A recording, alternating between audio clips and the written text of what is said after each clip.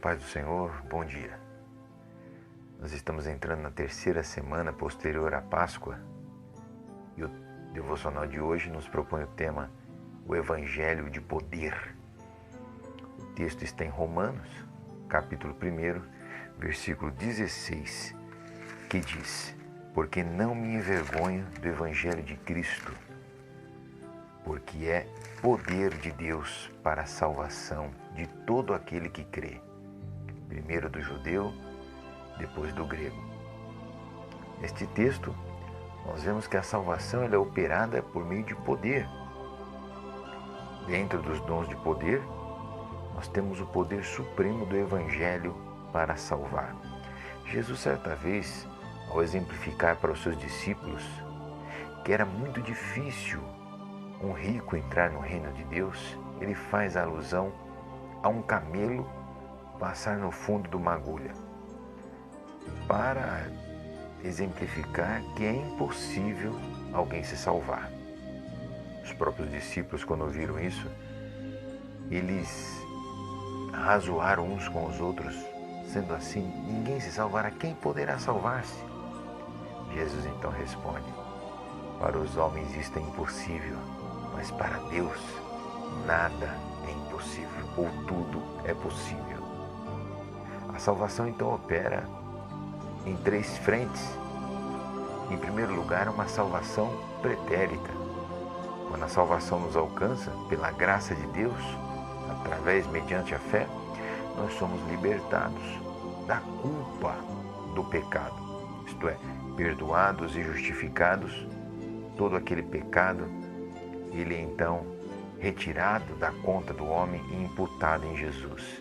Somos libertados da culpa do pecado.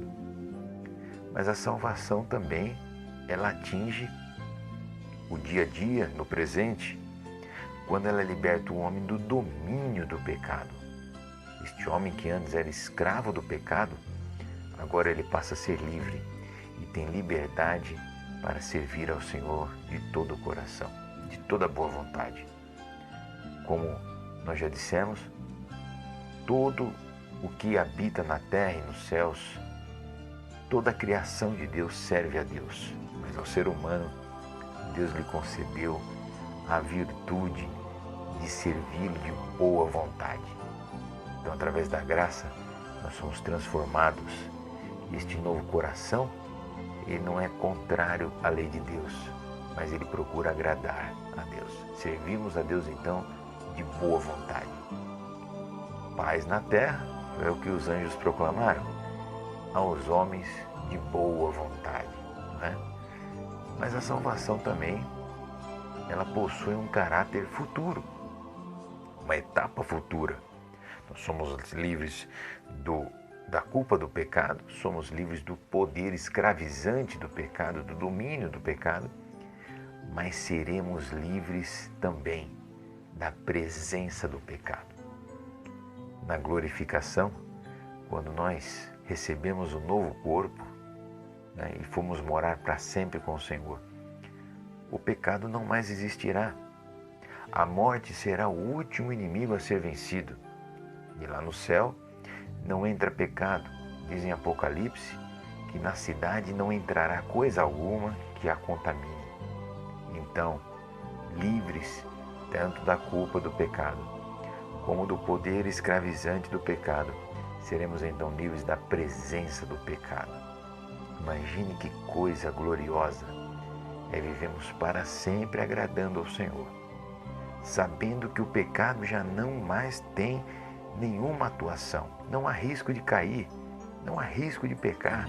Pois bem, meu irmão, minha irmã, neste dia que nós possamos nutrir esta esperança e nos afinar na nossa fé com o Senhor, pedindo alto este poder do Evangelho, este poder de Deus, através dos dons de poder, para que nós sejamos edificados a cada dia e possamos gozar com o nosso Senhor a eternidade ao lado do nosso Criador, do nosso Redentor, do Salvador da nossa alma.